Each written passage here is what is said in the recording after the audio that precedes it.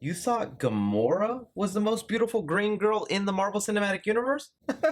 Let me introduce you to Jennifer Walters. D23 is currently going on this weekend. It is Disney's version of Comic-Con. They just recently had their Marvel Disney panel into the upcoming shows and movies that they will be adding to their streaming service, Disney Plus, coming out November 12th. Kevin Feige stepped onto the stage and introduced us to 3 new heroes joining the Marvel Cinematic Universe. I'm beyond excited. You have to be excited. Be sure to leave me your thoughts down below and leave a like if you're excited about all these people coming back. Wait, I just used the word coming back.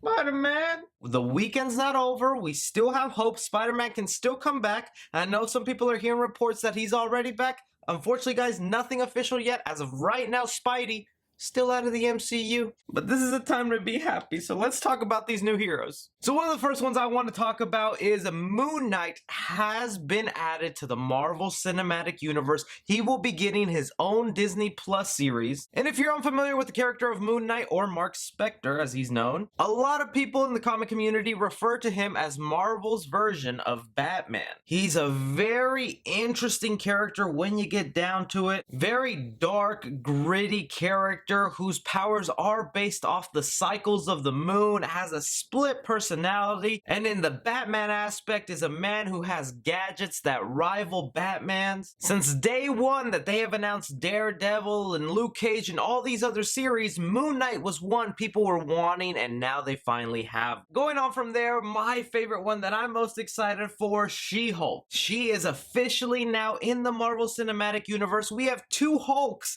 in the MCU. If you know anything about her character, you know her origin is almost directly tied into the Hulk. Don't be thinking this is the Hulk's girlfriend or anything like that. This is the Hulk's cousin. Jennifer Walters is a lawyer who, after an accident, needs a blood donation from her cousin, Bruce Banner. To save her life, Bruce risks giving her some of his blood, and it turns her into She-Hulk. Now, she doesn't have the whole switch on and switch off like Bruce Banner. She is permanently in that Hulk position, but retains her intelligence, continues being a lawyer, and fighting crime at the same time. It's pretty obvious what Marvel will probably do with this show and just turn it into a Law and Order with the Hulk. I really hope they add their own spin to it and it's not just a carbon copy of these SVU, Law and Order, Cold Case Files, because there are dozens of those shows out there. And with this being on a streaming service, I expect something way different. But if they got a lawyer girl out there, you better get the next best lawyer, Matt Murdock, to cameo every now and then, because man, I would be so sad if we didn't get Daredevil somehow back into this universe. And last one, probably the one a lot of people will be the least excited for, is Miss Marvel. Now, she has gained a lot of popularity in recent years. I'll have to be honest, I'm not that familiar with her, but based off my quick research, Kamala Khan is a Pakistani/American teenage girl, usually fighting in the streets of Jersey. She can alter the size and shape and complete appearance, a lot like Mr. Fantastic, just not so much as the stretching abilities. And this is most likely Marvel's version of trying to create a kid-friendly hero for a lot younger audience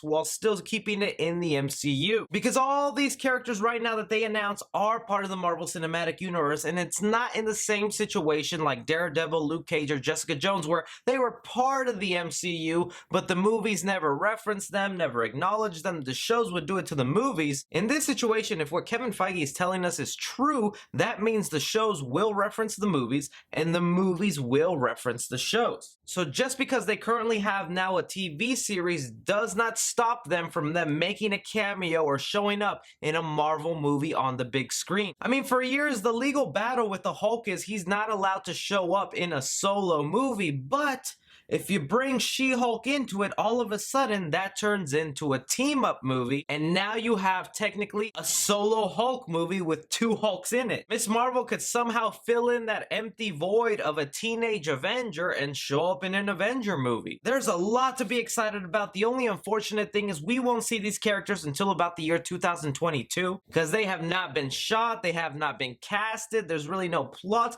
they're just in active development. I'm sure they have an idea of what they're gonna do, but as of right now, they are on the stepping stones of getting all this started. It is still cool to know, though, they are part of the Marvel Cinematic Universe. So you guys hear about this? Were you excited about this news? You know I sure damn well was. Give me your thoughts down below. Be sure to like and subscribe. Follow me on Twitter at 3C Film Review. As always, I'm Chris.